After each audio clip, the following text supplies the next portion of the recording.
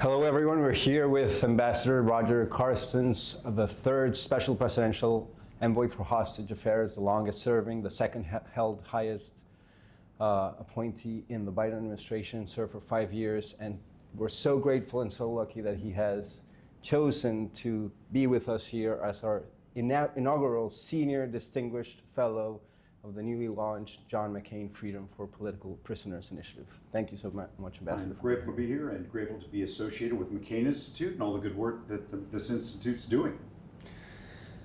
You've had a storied career, and we'll get this at the end, but I want to start with it up front because Jake Sullivan, in the documentary that was just released, talks about how there's very few people who could do the job in the way you did because of not only the mind that you have, the heart that you brought to it, and the soul that made you the most effective so far special envoy. How does one develop those types of attributes? What is it about your background, or how do others in this community try to develop those virtues and those traits that makes one a successful SPIHA? Well, in a way, a hard question because I'm not sure I was very conscious about the path that I took in terms of the different character traits. I was conscious about the direction I wanted to go. When I was 11 years old in Spokane, Washington, I grew up reading about the genocide that was taking place in Cambodia in 1975, and that deeply moved me. And I think I knew at that point that I wanted to have a life that tried to take care of the most vulnerable. And I think back in Spokane, I really didn't know about the United Nations, didn't know about NGOs. Even though I was reading the newspaper, probably didn't understand the role of journalism. And to me, the most effective way I could think of to try to help the most vulnerable was to join the US Army, an organization that I used to and still do believe to be the largest, most well-funded and successful human rights organization that ever existed. To my mind, the Army has freed more people on Earth since its creation than any other organization. And so I made a beeline to West Point. And I felt I didn't go to West Point to be a soldier. I didn't, in a way, go to West Point to one day become a doctor. I never wanted to be a businessman. I never wanted to be a lawyer. I never wanted an end state as a thing. I instead just wanted to pursue a mission, that of taking care of the vulnerable. And the Army, I think, allowed me to do that. From West Point, I went into the Ranger battalions. I eventually ended up in Special Forces, whose motto is De Oppresso Liber, to free the oppressed. And I think in going through Special Forces training, I can say this. Special Forces taught me the importance of assessing and selecting the right people for your organization. And I was grateful that they assessed me as being worthy of joining Special Forces. Not worthy, but just the right guy to enter that part of the Army. And I felt that in Special Forces, maybe not felt, but people might get the impression that it's all about these tough guys kicking down doors, going on the battlefield, and trying to do military type things. And that can be a part of it, but another part of Special Forces, to me, was finding empathy, finding the heart of the warrior, being able to take care of a villager, having a discussion with someone with whom you're trying to connect with. And that was literally a part of Special Forces training, and that was literally a part of what they're trying to look for. Someone who could connect with people, embrace cultures, who would show up and be humble and was willing to listen. And though that's what they were selecting, that might have been a part of me to begin with. But if I cultivated anything, it would be those abilities to try to build real connection, to build a trust-built relationship, and to try to communicate in a way that shows that other person that I'm listening and I'm willing to be humble.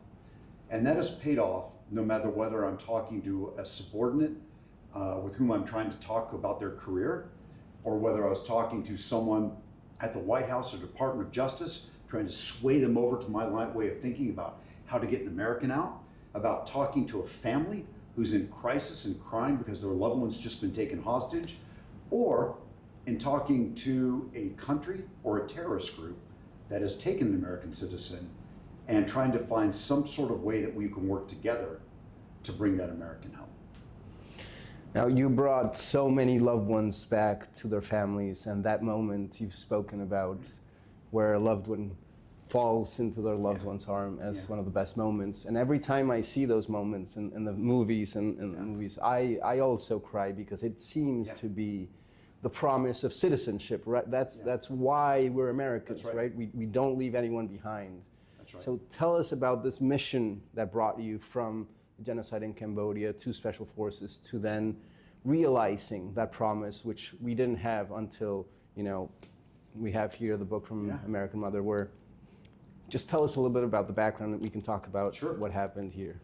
I mean, the genesis of the hostage recovery enterprise and what lured me to it was that it was built, I think, under the assumption that America needs to do better at saving its hostages, and that we need to do so in an empathetic and loving way. When we think about the government, it's usually hard, cold, tough. You go to the DMV, you have a tough experience. Or in Diane Foley's case, and she wrote this great book, American Mother, she describes when her son, Jim Foley, is taken into Syria in 2012, that she tried to reach out to the US government to find some sort of relief, like who's going to negotiate for my son's release? How can you help me? What can you tell me about what he's going through? And she pretty much heard, it's not my job, I'm not responsible, here's a phone number, call this person, maybe he or she can help you. And when she finally would get to someone who might have an answer, that person would usually say, I'm sorry, we can't discuss it, it's classified. Now, we failed on many cases in Syria to the point that we didn't get anyone back, they were all killed by ISIS, and we didn't show the families any love, any love. We stonewalled them, didn't tell them what was going on with their case, and hid behind this, it's all classified type statement. So after this failure, Diane Foley and other families and people like David Bradley, who assumed a great leadership role, they went to President Obama and asked him to conduct a hostage policy review. To the point like, look, let's see what we're doing bad and see if we can generate something positive. And this exhaustive review resulted in the passage of PPD 30 and also an executive order under President Obama's hand that established the Hostage Recovery Enterprise. The Office of the Special Presidential Envoy for Hostage Affairs, SPIHA, housed in the Department of State, whose job would be to coordinate and conduct the negotiations to bring Americans home who are held hostage, which means taken by an American taken by a terrorist group, or wrongfully detained, someone who's taken by a nation state, and to work with, in addition, to work with the families, to bring them on board, give them love, give them information, declassify information so that the families know what's going on, and that in a way that would allow the families to feel like they're partnered with the government to bring their loved ones home. And that's one portion. PPD 30 in this executive order also produced the Hostage Recovery Fusion Cell, headquartered at the FBI. Think of about 30 or 40 professionals sharing information coming from places like the CIA, the Department of Defense, the Department of Treasury, so on, in order to effect the release of Americans held hostage. Not wrongfully detained, but held hostage. And lastly, this hostage policy review resulted in the creation of the Hostage Response Group at the White House. Picture 2 or 3 people whose job is to convene all the other stakeholders and determine what policies will follow and give thumbs up to I would say the release mechanisms that we're crafting to try to bring Americans home. So this whole effort that we now have, that started in 2015 with PPD 30 and an executive order, and following President Obama's hostage policy review, it was born from failure.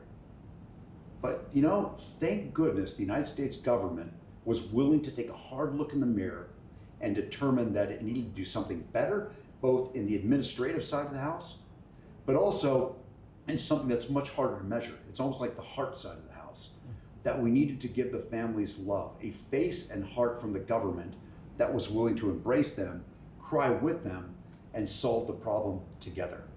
I had the pleasure of joining this in 2020. I followed on the heels of 2 great men, Robert O'Brien and Jim O'Brien. There were other people involved as a part of the story.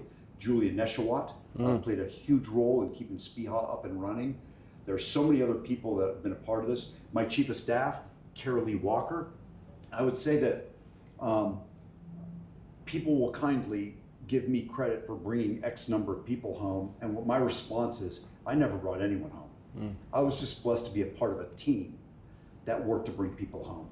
And that team at times might include about 1,000 people in the US government, senators, congressmen, their staffs, people in the media, nonprofits like the McCain Institute, the Foley Foundation, Hostage US, the Bring Our Families Home campaign, super empowered individuals like Governor Bill Richardson, organization like the one that's currently run by Mickey Bergman, Global Reach, Steve Menzies, and of course Eric Lepson and others. It's a group effort, and in pulling together, we're usually able to find some way to get the job done, and it usually looks clunky, but this conglomeration has been wildly successful, and I think it's because when we try to get someone out, and when we try to execute the release mechanism, we are not bringing our egos to the game. I would say the hostage recovery enterprise, which I guess we used to think of that as just the government, it's now everyone involved. And I think I'd say the founding principle is check your ego at the door, show up with humility, listen, don't care who comes up with a plan, don't care who gets the credit, and don't care who negotiates. Just get the job done. And in doing so, in approaching it like that, we've had some great success. Incredible successes over the last 10 years, hundreds and hundreds of people.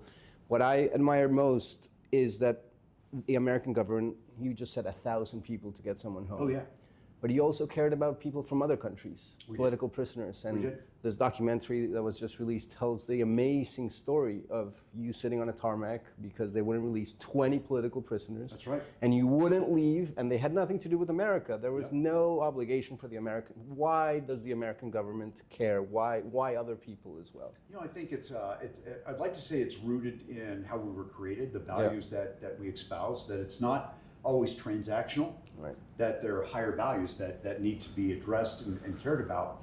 And I would say when we were trying to get the job done in Venezuela, it was the right thing to do. We also played an instrumental role in bringing about 220 plus people out of Nicaragua not long ago. There are other cases where during the big hostage swap that took place in 2024 in August, where Russian political prisoners were released from prison. Again, people that are not Americans, maybe even no affiliation with the United States of America. And, you know, if you can do it, if you can pull it off, pull it off. You know, if it's not going to be that much harder to include some political prisoners in, by all means. Those are the values I think a lot of us care about. And whether it's American first, well, we're getting Americans out, or whether it's about the values that I think were part of our founding documents, the bottom line is we found ways to get the job done. And again, it harkens back to taking a look at each case separately and sitting down with a bunch of smart people who care about the issue and figuring out a way to get the job done. I'll even throw something your way, because it works with both political prisoners and American citizens that we get out. But we really do partner with the families. There are times when the family, because they've been thinking about this nonstop, will see something that I can't. I used to tell people that when I showed up at work and threw a suit on every day and walked into the State Department, I'd lost about 50% of my credibility or creativity. Hopefully not my credibility, but definitely my creativity. And we would depend on the creativity of others, to include the family members, to think through that brilliant idea that no one can think of because they're just not looking at the problem from that government perspective, that would eventually result in the release of an American or a political prisoner. So who gets people home? We all get people home. And if we're able to get political prisoners home, well, let's get it done too. I want to emphasize something. I think it was President Reagan who said that the scariest 9 words in the English language, you know what they are? I'm here from the government, and I'm here to help, right? Making the point that the government was usually inefficient, ineffective. But you did something that almost no other part of government here or anywhere else did, right? Meet the families face to face. How did you think through that, and how did you get the support, or how did you come to that realization that that was the way to do it? I mean, I think my predecessors had different approaches, and they were, it's not that, I think we all recognize the importance of the families. But when I came to the job, or I was thinking about moving into the job, I talked to a guy by the name of Chris Pratt. He was at the Department of Defense, and he eventually became my deputy. And it was like, you know, if this all goes down, like, what do I want to focus on? And he said, I think you really need to crank up the volume in terms of how much time you spend connecting with the families. And so when I came into the office, I just sat down with my chief of staff, Carol Lee Walker, and we discussed all the cases that we had, and we thought, okay, where can we start making an impact with the families? Because I noticed some of the families, when you talk to them, they seem to be like this level of maybe distrust, or they felt like they were imposing upon us. Like, oh, I'm so sorry to call you. I know you're busy. And I'm like, stop. This is my full-time job. My full-time job is to take care of you. You're not imposing. You're actually, doing what you're expected to do and helping me do what I'm expected to do. So that kind of attitude. We went up to see someone whose brother had been taken hostage in Russia. And we drove up there, flew up there, drove to her house, and went in and sat down and spoke to her for 4 hours and tried to get a sense of what she'd been through, what her brother was going through in Russia, and maybe getting a sense of her journey. And by the way, when I tell this story, I often cry. I think I've told it so many times I won't tear up, but if I do, forgive me. But in doing this, there was one point, about 2.5 hours, 3 hours into it, where she was being a gracious host. She went to get us some more coffee, and I stood up and walked around, and I saw on the wall a big chart with like little, almost 3x5 cards. And I don't know if you've ever seen like a crime movie where you go to the police station and the detectives have a wall and they're trying to map out a mafia organization. The head of the mafia is here, and then there's yellow thread that goes to this guy and a red thread that goes to this guy, but you're mapping it out. She had something like that in her wall, and I said, what is this about? And she said, oh, well, those are all the people in the US government that whose hands touched the hostage situation, and it took me 2 years to figure out who I was supposed to talk to. And I couldn't believe it. I just sat there thinking to myself, on the way back, Carol Lee and I were driving, and I said, great meeting, but do you recall when she showed us that wall? And Carol Lee said, yes, I did. And I said, man, it should not be that hard for someone to figure out who in the government does this job and who's responsible. We shouldn't force a family member to, go through all the phone books of the US government to figure out, whose job it is to get their loved one home.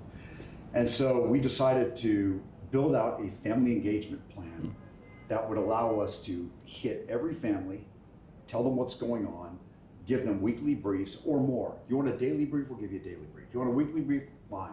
We'd try to get them to come to Washington, D.C. We'd fly out to see them. And I would tell them, I want a tight relationship with you to the point that you feel comfortable being tough on me. And let me camp out on that in a sec. When you meet someone for the first time or have a professional relationship, you usually are very, you don't really let your feelings really go. Like, we work together. I know you, but I'm never going to yell at you, Pedro. I just won't. We just don't have that relationship. But if I was closer to you and you did something that hurt me, I might yell at you. It's got your brothers and sisters. You might yell at them, but you're not going to do that with anyone else. And I said, I want to have a relationship with these families to where if they're frustrated, they're fine with yelling at me, screaming at me, hugging me, crying with me. And I know I'm part of the government, but if you want to hug, you can come over and do that. We're going to hug together. And also, as a part of the government, I can't hire someone and say, look, I need you to work after 5:15 every day. And you need to be available to travel on weekends and take phone calls at 10 at night or so. But the people that gravitated towards SPIHA, and the people that we eventually hired, they were those type of people. And what we tried to do was, number one, recognize the families needed more from their government. And number two, we worked on finding ways to give it to them. And I was grateful in 2020 when Congress passed the Robert Levinson Act, which allowed us to not only codify SPIHA and the Hostage Recovery Enterprise, but it recognized the importance of families and asked us of the government to officially start working to build family engagement plans and to build those relationships. It's one thing to say as an office, we're going to try to do that. It's another to have Congress codify that in law, telling us, ordering us to do that. That's a wonderful thing. And it was the families of the Levinsons, Doug and Sarah, and all of them, the family of Jim Foley that really created that, and through that family engagement. I'm going to interrupt you. So Yeah. I've often said this to the Levinson family and to Diane Foley, that I would not have had a job had not they created the hostage recovery enterprise, and through the Levinson Act gave us the tools to get this job done.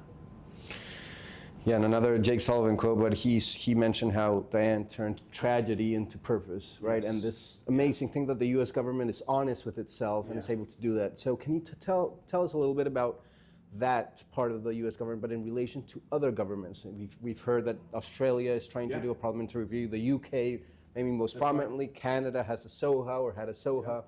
Hopefully the Five Eyes at some point. So how does one build? I mean, it's part of democracy, but how does one build an enterprise, and how does one make it in some ways planned obsolescence, right? Because we don't want this to be the issue. We want this to stop at some point. So how do we build that in governments? How do we make governments accountable and honest?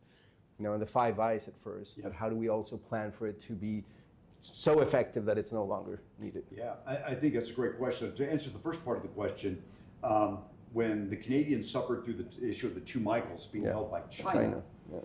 Their prime minister at the time put out a declaration against arbitrary detention in state-to-state relations. A very simple document. And then the Canadians, you know, frankly, working with the United States, started to get adherence, people to sign on to that. I think at current point, it has just under 80 countries and the European Union that have signed on to this document. And it basically says, look, nation states should not be taking other citizens as political leverage, as bargaining chips. Now, that's in a way common sense, and there are other documents out there that either say no hostages, no wrongful detainees, but this really pulled it all together in a simple document that other nations could sign on to. Aside from that, Tony Blinken came up to me and put his hand on my shoulder one time and said, we have got to find a way to make this problem go away. And he said, if there could be something that there was a multilateral effort where countries were willing to put skin in the game, to actually take action to make sure that this problem never happened, then one day this will go away. And Secretary Blinken said, look, this is not going to get solved when I'm the Secretary of State. We may be looking at a 10 to 15 year program, but at the end of the day, if we can get 10, 20, 30 countries to come together to agree that they're going to take on this case of a wrongful detention and then work together to get that person out. If they can do that and raise the cost of taking hostages by other nation states, then we can make this program go away. So picture one day the Iranians, who have been taking hostages for quite some time and using them as bargaining chips against separately the Americans, the Belgians, the Swiss, the Swedes, etc.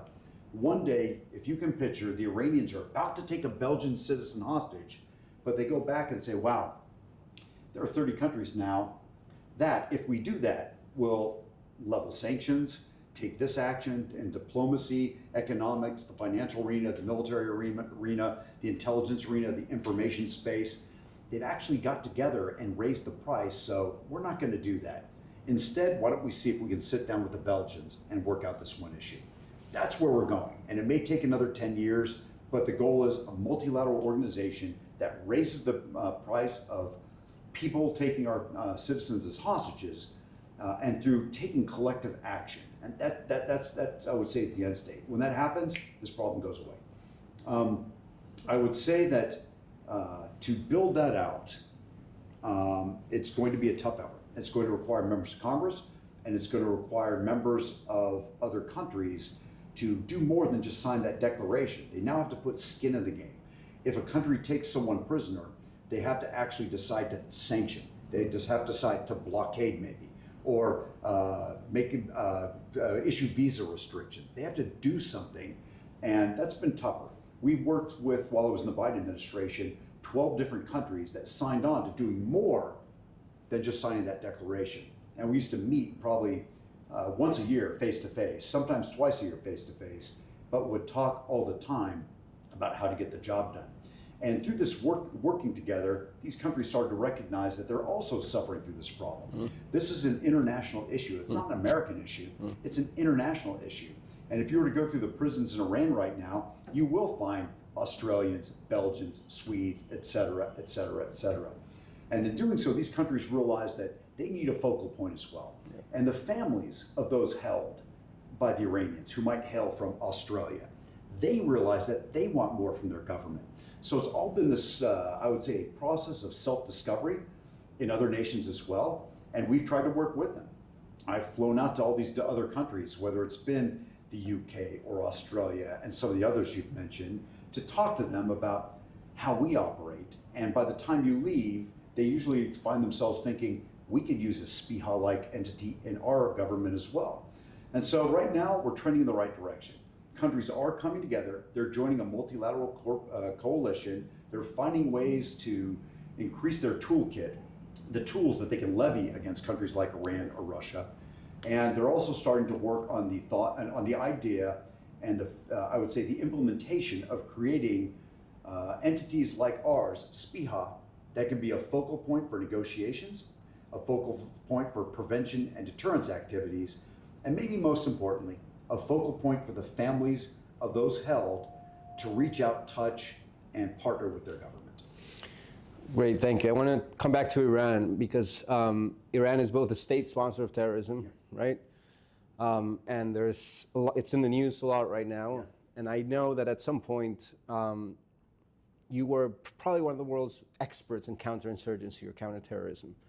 And this is one of the downstream effects of either state terrorism or terrorism. That's right. So we want to prevent terrorism from happening, and we want to also mitigate the outcomes such as hostage taking. But walk us through of how one thinks about preventing terrorism, and also a little bit of the military options that have been exercised in very rare cases, but there's at least a couple, one unsuccessful, one successful, in which the US government has taken, because there's also a part of this which is law enforcement, right? The prosecution of the Beatles in the case of Jim Foley. But walk us through military options, terrorism, and then how does one start prosecuting cases such as these? Yeah, so a very deep question, a good one. You know, I think on the preventing the terrorism side, strangely, a lot of it is, you all think of like SEAL Team 6 or Delta Force, right, coming in with guns ablazing and all that. And I would say in the prevention of terrorism, a lot of it gets into, number one, working on law enforcement efforts, whether it's local police, international police, whether it's us or another nation, either working together or training each other so that the law enforcement is able to identify terrorists and take action against them legally so that you might arrest someone. I think at the very extreme measure, that's when the counterterrorism force goes and conducts a military operation. Right. But there's just a myriad of other activities that take place before something like that would happen. And in a way, by the time you have to send Delta Force out to hit a target, in a way, is that a failure? No, that could be a success because you identified a point that needed to be resolved. But in a way, you want to solve it on the front end. You want to get the law enforcement efforts to work together. You want to get nation states trusting each other enough to share intelligence. And boy, you want to talk about a hard thing? Talk about the United States finding intelligence about a terrorist organization in another country, and you think it'd be a simple phone call. Instead, we've had to work for years to build relationships where we're comfortable and allowed to legally share information. And the other nation states have been able to have to go through the same type of process. But we've done a pretty good job, but we'd always get better at that.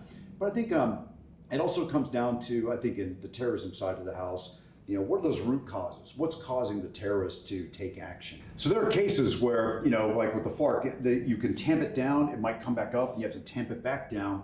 But I think you'd find some successful case studies in both looking at Colombia many years back or El Salvador.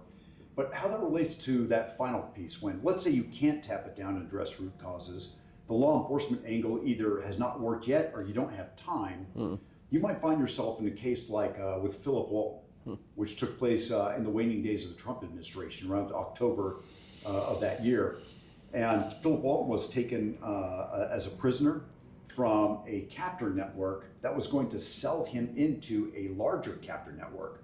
And our fear was, if he was sold, well, then we wouldn't see him for 5 or 6 years. He'd go off and we'd have to have a brutally hard negotiation with a terrorist group like JNIM in Western Africa. So the decision was made to try to get him back before he was pushed into the captor network. And as a result, it became more of a military operation. The hostage recovery fusion cell had preeminence in that solving of that case because there was not a negotiation taking place. But what we found was a very successful military operation in which the US military was able to get on the objective in Western Africa, quietly address the issue with the people holding Philip Walton, save him, and bring him back to the United States, all within like 74 hours from the time that he was taken. Amazingly fast to pull off a very complex operation. So I think when you look at either terrorist situations or what we do, I think the negotiations for hostages, there are lines of effort. And one might be prevention, another might be deterrence, another might be the law enforcement angle, another might be negotiations, and maybe down here, another one might be military action. Right. And how do we make this all go away? For the most part, it's going to be the multilateral line of effort where we all come together as nation states and raise the cost. And I will say, and this is where it's going to be the hardest thing that we probably do, I truly think that if we cooperate with other countries, we can eradicate the part where nation states take our citizens and hold them as bargaining chips. Will we be able to succeed on the hostage front? Can we ever keep terrorist groups from taking citizens and holding them? That's going to be a harder thing a harder nut to crack, because a nation state, you deal with it in different ways than you would a hostage group. But the hostage groups, the terrorist groups rather, are also operating from a different place. It could be ideological, religious, financial. In a way, that's going to be the harder nut to crack. I think that one day, again, we can make the nation state problem go away, but we may always have an issue on the terrorist front. As someone born in Colombia, I saw those results. And talking I can see you nodding your head. No, and people don't talk about it enough, but it's one of the most successful. Plan Colombia, it was a multi-year, $10 billion from the United States, so we're very grateful. And it stopped a little bit, it helped stop the hostage crisis. That's right. In Colombia. Yeah. People don't, they forget how almost ever present that was. Yeah. It was ever present, and I remember very, very clearly, and hopefully we can do more for that. I wanted to come back to this country and talk about, I think it's Adam Suralski who always says it, the last great bipartisan issue that remains, or to put it in other words, the one great American bipartisan issue. I think there's many more, but tell us a little bit. I think you're very uniquely placed as having served both the Trump administration the first time and then the entirety of the Biden administration, about how that is one great American bipartisan or beyond partisan issue, but how do we keep it there? How do we expand that place? You know what, I was asked, many times, so what's the difference between the Trump administration and the Biden administration when it comes to getting hostages back? And I put honest thought into that for quite some time before I was asked that the first time, because someone sent me a question. I'm going to ask you this. Right. So I put some thought into that, and I thought, in a way, there's no good answer. The better answer is there are commonalities between the Trump and Biden administration in that both presidents cared deeply about getting Americans back. Both presidents gave us great power and authority to do what we needed to do to bring them back. But I would say under Biden, we actually started to gain more tools. We just, over time, you get more tools, you get smarter in how it's done, you get better at identifying who's actually a hostage, who's not. So I'd say over time, the organizations that supported the efforts became different.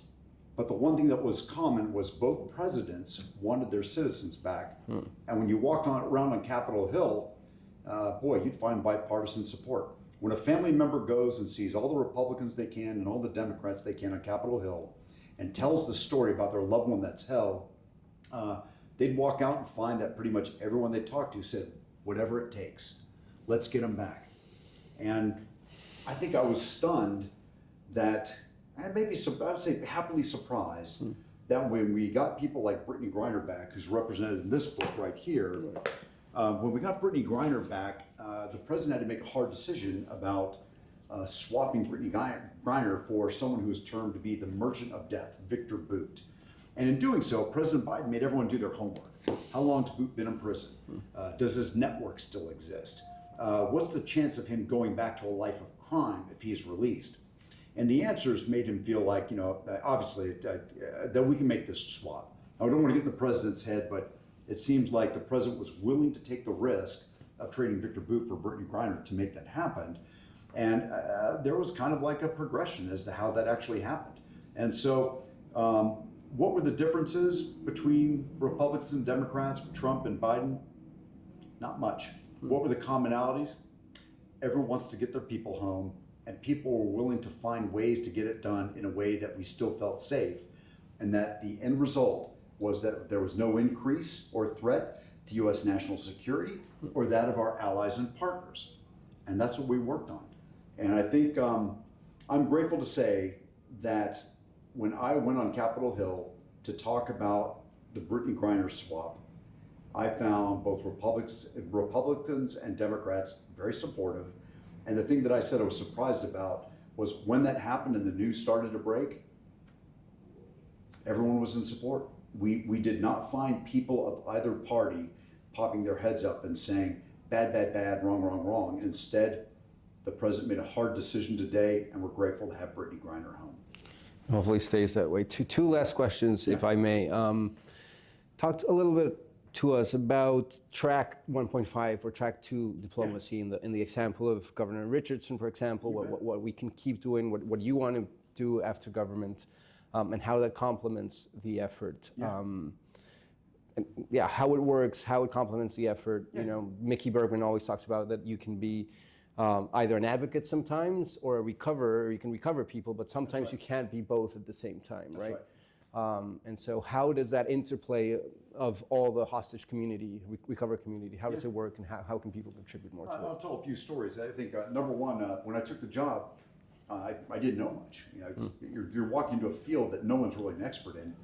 And I would spend untold hours on the phone with people like Mickey Bergman, Eric Lebson, Stacia George, who, by the way, all now work at Global Reach, along with Steve Menzies. And they're like a kind of a group that focuses on recovery. But I would work crazy hours. I'd be driving home at 9:30 at night. I would call Eric Lebson. And on the way home for 30 minutes, maybe 45 minutes, an hour, I'd say, Eric, I need help on this. And he would give me advice, suggest this, tell me not to do this, suggest a connection. Next night, I might call Mickey Bergman. Next night, I might call Stacia George. But there are these people I was always reaching out to try to figure out how to solve the problem. And what you start to realize, it gets to what I said earlier. Look, if you don't care who comes up with a plan, and you don't care who conducts the negotiation, and you don't care who gets the credit, man, the world's open to you. And there were times when we would reach out to people outside the U.S. government to help us solve the problem. And Governor Bill Richardson's a great example. When Governor Bill Richardson was, of course, heading up the Richardson Foundation, Mickey Bergman worked for him, there was a time when we didn't have any way of really talking to Nicolas Maduro. And we eventually did. Eventually, we built an ability to see Maduro face to face and conduct our own negotiations. But boy, for about a year or so, we had zero connectivity. But Governor Richardson did, and he was willing to do so. And Governor Richardson flew down to Venezuela and talked to Maduro about trying to get Americans out. He wasn't successful, but boy, he was close, and it wasn't for the lack of trying. He also kept the pipelines open, talking to Jorge Rodriguez and trying to talk to the Maduro government to see if there were ways that we could find, a way to bring these Americans home. In Burma, the United States government actually did a lot of good work behind the scenes. The ambassador and our diplomats out in that area were able to talk to countries that surrounded Burma, and they were able to put some gentle pressure in the wake of 2 American citizens being taken, eventually three Americans. But we didn't have the relationship that Governor Richardson had. And Governor Richardson was able to fly out to Burma and talk to the Burmese government, and therefore was able to bring an American journalist home on his plane with him. Could the U.S. government have pulled that off? Not, maybe eventually, but not with that speed. And so I would say there are ways to bring people home. Robert O'Brien did it after he left government. That's a story that I think he needs to tell. I'm dying to tell it, because Robert O'Brien, out of government, worked on the side with the Biden administration to get some people out. And it's a great story, but again, that's going to be his to tell, because I just don't want to out him unless he wants to be outed. But there are cases where the U.S. government, because it's a formal relationship, the job can't get done. And so you rely on this track 2 or track 1.5 to where someone might have that relationship to get things done. And I remember Bill Urey up at Harvard. He wrote a book that I really cherished, and he talks about wizards, how the kings at times, the kings who run countries, the presidents, the prime ministers, the kings, at times they're solidified in their policy prescriptions and they just cannot move closer. So you need people underneath called the wizards, people who are able to meet, talk about how they can actually bring these countries together. And then the wizards can go back and whisper in the ears of the kings. And that might allow the king to find a face-saving way or an off-ramp to take an action which brings people together, or in our case, releases an American to come home, or a political prisoner. So what are we going to do here at the McCain Institute? I think based on the good work that you've done and the McCain Institute's done in creating this program, we're going to have a chance to use track one, I'll say 1.5, to where we take personal relationships, professional relationships, blended together, and maybe go to countries with whom the United States really cannot conduct a positive diplomatic effort, and yet still find a way to engage the leaders of those countries to either bring an American home or free political prisoners that are being held in their jails. I'm hopeful that if we play our cards right and execute a good track 1.5 diplomacy, we will find ways that within the next year, we can look back and say, the McCain Institute helped free these people from these countries. That's what I think we're doing here. Now hear me, the McCain Institute and other NGOs, they do a slew of work advocating, increasing awareness, making sure that senators, congressmen, the media, American people, people in other countries, understand the problem, the issues, and the policy prescriptions that can make this problem go away. But I think McCain is well positioned to go the extra mile and actually do some of the work to physically get in other countries, connect with the leaders of those countries. And again, saying it for a third time, bring people home. Great. Last question, if I may. We started talking about the traits and the virtues, and you talked in this documentary about the faith that you, separation of church and state, but there's a deep faith that animates a lot of what you do. If you were willing to speak a little bit about those virtues that sometimes we forget in this modern world, but there's also the reason why we want people home, right? We want to take care of our own because it means something bigger. And so if you're willing to speak about that and the amazing things that I think our country was founded on a lot of values, and I've always appreciated that. I think when you read the national security strategy, you could walk away with, maybe the thought that the virtue part is pablum, like, oh, we're just saying that we have virtues, because the majority of the document gets down to tough stuff, transactional stuff, milestones, objectives. And I think that there's this world to where the values have to have preeminence. And when we talk about bringing people home, where do those values come? You don't have to be religious. You can be someone who just believes that truth, honor, integrity, freedom of speech, that's important. And that's why the fundamental freedoms are important to people, whether you're religious or not. And yet everyone has their own journey, whether it's spiritual or not. Mine tends to be spiritual. I've worked with people, especially in the military, who came from different faiths. I've fought alongside with, as my battle buddies, people from other religions, ethnicities, faiths. And yet, I would say when I look at the problem set, I would always ask myself, how do I get that dictator or that terrorist group to release that American? I don't know if I'm smart enough to come up with those solutions. And so I spent a lot of time praying. I figured if there's a God in heaven, and I believe that there is, and he will favor me on this, maybe he can work at the heart of that dictator.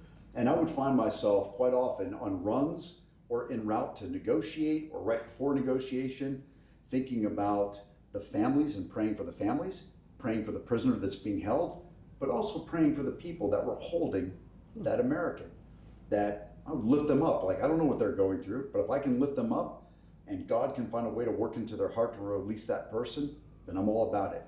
And you probably did see in the film where, I reach into my back wallet and I'll pull out a Bible verse that I think I'm going to use to help me get by. And I still do. I pull these things out, I switch them out. I write them out. I'm like, okay, I'm going down to Venezuela. I'm taking this set. Oh, I'm going off to Syria. I'm taking this set. But boy, to read some of these things en route, and you hear about biblical passage where, frankly, a lot of hostage situations going on in the Bible, a lot of wrongful detainees, a lot of hostages.